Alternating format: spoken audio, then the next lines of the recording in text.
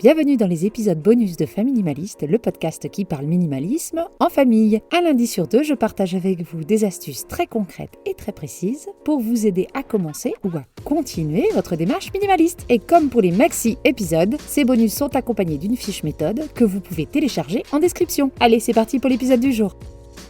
Aujourd'hui, nous allons plonger dans l'univers de la méthode de désencombrement qui a captivé des millions de personnes à travers le monde, la méthode KonMari de Marie Kondo. Depuis tout le temps que je fais ce podcast, il était temps que je rentre un peu dans le détail de la méthode pour celles et ceux qui ne la connaissent pas. Je vais vous expliquer les grandes lignes et partager avec vous ce que j'ai pu garder ou non de cette méthode.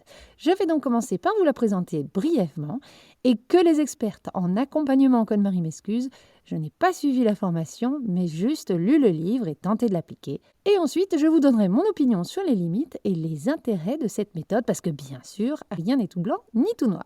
Vous connaissez probablement Marie Kondo, la consultante en organisation japonaise dont la méthode a inspiré des millions de personnes à travers le globe. Son approche repose sur un principe simple mais puissant, garder uniquement ce qui nous procure de la joie. Imaginez-vous dans votre maison, entouré d'objets qui vous apportent réellement du bonheur. C'est le cœur même de la méthode de Marie Kondo. Et pour arriver à atteindre cet idéal, Marie Kondo nous suggère de suivre un ordre précis lors du désencombrement. Cette approche séquentielle nous permet de nous familiariser avec le processus de tri et de prendre conscience de l'étendue de nos possessions dans chaque catégorie. Tout d'abord, on commence par les vêtements, ou plutôt le textile. Le but est de regrouper tout le textile de la maison pour se rendre compte de l'étendue des dégâts et de faire le tri. C'est impressionnant, mais une excellente approche si on veut se rendre compte de tout ce qu'on a en textile dans la maison. Une fois le textile géré, nous passons au livre. Là encore, quand on rapatrie tout ça, ça devient hyper impressionnant. Puis ensuite, on passe au papier. Et enfin, on finit par ce que Marie Kondo appelle les komono. C'est les objets divers comme la vaisselle, les appareils électroniques, bref, tout le reste. Une fois que notre muscle du tri est bien échauffé avec toutes ces catégories, on peut passer aux objets sentimentaux. Quand on tient chaque objet dans ses mains, on est invité à se poser une question simple. Est-ce que cet objet fait naître en moi une sensation de joie ? Si la réponse est oui, on le garde précieusement. Sinon, on le remercie pour son service et on le laisse partir. Cette étape de remercier ces objets, ça paraît très étrange, mais je vous promets, ça aide vraiment à se séparer de certaines choses devenues inutiles. C'est un des aspects surprenants mais super efficaces de cette méthode que je recommande chaudement. Au-delà du tri, la méthode KonMari évoque également l'importance de l'organisation et du rangement. Elle nous encourage à trouver des solutions de rangement simples et accessibles afin de maintenir l'ordre dans nos espaces de vie. Elle nous enseigne notamment une méthode spéciale de pliage. Ça nous permet non seulement un rangement efficace, mais aussi une visibilité accrue de nos vêtements ou autres objets. Voilà en gros pour la méthode, et tout en respectant profondément les principes de la méthode et l'influence positive de la personne qui l'a promue, #girlpower, je dois admettre que je reste quelque peu sceptique quant à son application pratique. Au-delà des difficultés que j'ai pu rencontrer en appliquant moi-même la méthode, c'est lors de ma formation en tant que home organizer et surtout en accompagnant des familles dans leur processus de désencombrement que j'ai pleinement réalisé les limites de cette approche. Cette méthode de tri, comme beaucoup d'autres, a été conçue par une personne sans enfant à l'époque. Or, désencombrer une maison avec des enfants peut être particulièrement difficile. Quand on n'a pas d'enfants, on peut laisser les projets en suspens d'une journée à l'autre sans craindre que de petites mains ne fouillent dans les cartons pour tout ressortir. On peut aussi plus facilement réquisitionner un coin de la maison ou une pièce entière comme zone de tri et trouver des tranches de temps ininterrompues. Mais même avec des enfants incroyablement indépendants, il m'est difficile de trouver 4 heures d'affilée pour faire du tri. D'ailleurs, rien qu'en écrivant cet épisode tranquillement sur mon lit, j'ai été interrompue 3 fois. Il y a toujours un devoir à terminer, un dessin à admirer avec enthousiasme, un enfant à conduire quelque part, un repas à préparer, des courses à faire ou une 3e guerre mondiale entre frères à désamorcer.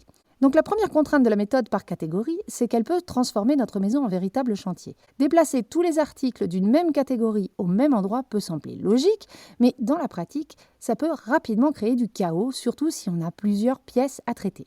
Et ça, je trouve ça difficile. Ça m'amène tout droit à la 2e difficulté de la méthode. Ce va-et-vient constant entre les pièces et les catégories peut sembler interminable. Contrairement à une approche zone par zone ou meuble par meuble où l'on voit rapidement les progrès, la méthode de Marie Kondo peut donner l'impression de tourner en rond, ce qui peut être décourageant pour certains d'entre nous. Quand on s'attaque à notre maison zone par zone ou meuble par meuble, on voit cet avant-après si satisfaisant et motivant beaucoup plus rapidement. Petite parenthèse, on m'envoie régulièrement des photos d'avant-après pour vos tris. Si vous ne l'avez pas encore fait et que vous avez envie de témoigner de votre avancée, n'hésitez pas, allez sur Instagram et envoyez-moi vos photos de avant-après, j'adore ça. Bref, parenthèse refermée.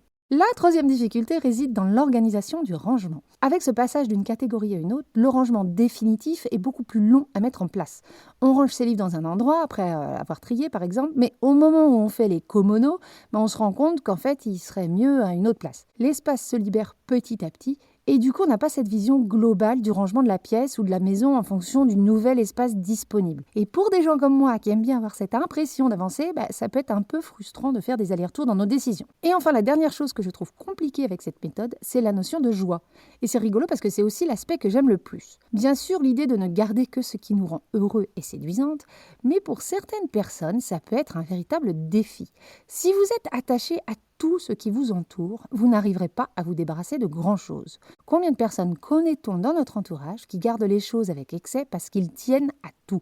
Pour moi, ce critère de tri n'est donc pas le plus efficace et peut-être même contre-productif pour certains. Je pense en particulier à des enfants qui peuvent être très attachés à tous leurs jouets.